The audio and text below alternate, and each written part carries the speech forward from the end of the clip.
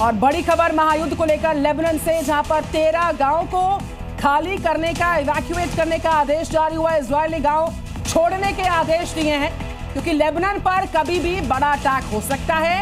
एहतियातन 13 गांव, वहां पर रह रहे लोगों को तुरंत प्रभाव के साथ गांव छोड़ने के लिए आदेश जारी हुए। चूंकि लेबनान सबको पता है कि वो हिजबुल्लाह का वो सेंटर है और इसलिए वहां पर लगातार इजरायली अटैक बढ़ रहे हैं। इससे पहले भी हिजबुल्लाह हमास हूती को खत्म करने का दावा अमेरिका इजराइल ने किया था कि कमर पूरी तरीके से टूट चुकी है, लेकिन इसके बावजूद इस बार के वॉर में वो भी, उनके पास जितनी क्षमता बची है वो भी उतर चुके हैं। अब आपकी आसानी के लिए अब तक आपने लगातार देखी कि कहां से मिसाइल उड़ रही हैं। ये बैटल ग्राउंड ये पूरा बैटल ग्राउंड हमने तैयार किया ताकि आप बिल्कुल आसानी से समझ सके, क्योंकि देखिए ये पूरा जो इलाका है युद्ध में, जंग में तब्दील हो चुका है। मिडिल ईस्ट की कंट्रीज आप देख लीजिए, UAE, Qatar, Bahrain, Saudi Arabia, जिस लेबनान की अभी हमने बात की है, ये देखिए लेबनान, इराक सटा हुआ, ये जो पूरा इलाका है ये है हिजबुल्लाह का गढ़। और यहां से इजराइल लगातार अटैक कर रहा है और यहां पर लेबनान में हिजबुल्लाह को ज्यादा से ज्यादा क्षति, ज्यादा से ज्यादा नुकसान पहुंचाने की कोशिश कर रहा है। सर जरा से इस मैप को अच्छे से डिस्क्राइब कीजिए सर। देखिए ये बेसिकली ये पूरा मिडिल ईस्ट का एरिया है।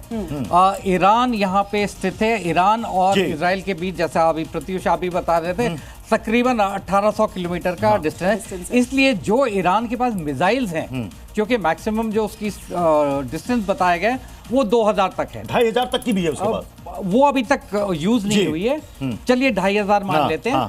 तो वो इजराइल जो है उसकी रेंज में आ जाता है। तो इसलिए ईरान जो है मिसाइल अटैक और एक बात जो दर्शकों को समझनी चाहिए, जो बार बार हम कह रहे हैं कि वो अपने प्रॉक्सीज की मदद क्यों ले रहा है। प्रॉक्सीज की मदद ये इसलिए ले रहा है, आप डिस्टेंस अगर आप देखिएगा तो 1800 किलोमीटर, जो बैलिस्टिक मिसाइलें हैं वो 2000 से 2500, लेकिन उसको भी, उस जखीरे को बचा कर रखना है। इस बीच एक और बड़ी खबर, ईरानी हमले के बाद एक्शन में आ चुका है सीआईए परिसर में अटैक के बाद ये एक्शन लिया गया है। बैलिस्टिक मिसाइलों के हमले का वहां पर डर है, क्योंकि लगातार ईरान, सीआईए, अमेरिकी कॉन्सुलेट, इनके दफ्तरों को, अमेरिकी बेस को, आर्मी बेस को लगातार अटैक कर रहा है। इसलिए वहां पर अमेरिका ने अपने कर्मचारियों को, अपने स्टाफ को, नागरिकों को वहां से दूर रहने के लिए कहा है। सीआईए परिसर में अटैक के बाद ये एक्शन लिया गया है।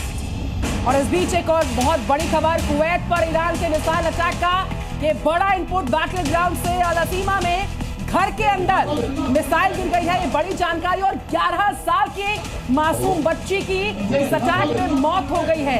बड़ा इनपुट सामने आ रहा है ईरान का मिसाइल अटैक कुवैत पर। और ये देखिए, मुझे लगता है कि ये बड़ी खबर, बड़ी तस्वीर इसलिए भी है कि ईरान की तरफ से लगातार ये कहा जा रहा है कि मासूमों के खून से इजराइल के हाथ रंगे हुए। लेकिन ये देखिए, कुवैत पर जो ईरान की मिसाइल गिरी है और उसके अंदर एक बच्ची की मौत हो गई है। हमारे साथ लगातार मेहमान बने हुए 11 साल की बच्ची की जान गई है कुवैत में ईरानी मिसाइल के इस हमले में। सर जान तो, संजय सर, जान तो दोनों तरफ जा रही है। कोई ये नहीं कह सकता कि उसने मासूम की जान ले ली, दोनों तरफ। ये तो कुवैत में ईरानी मिसाइल ने खत्म कर दिया 11 साल की बच्ची को। बिल्कुल प्रत्युष, जब भी कहीं पे भी जंग होता है, शुरू में तो मिलिट्री टारगेट्स जो है उनको टारगेट किया जाता है, पर जितना ज़्यादा दहशत फैलाने के लिए भी जो रिहायशी एरियाज हैं उनको अटैक किया जाता है। आप देखिए जो दुबई में एयरपोर्ट है उसके ऊपर अटैक हुआ है, और कम्युनिकेशन सेंटर। ये जो तस्वीर हम आपको दिखा रहे हैं, कुवैत में मिसाइल अटैक की तस्वीर है।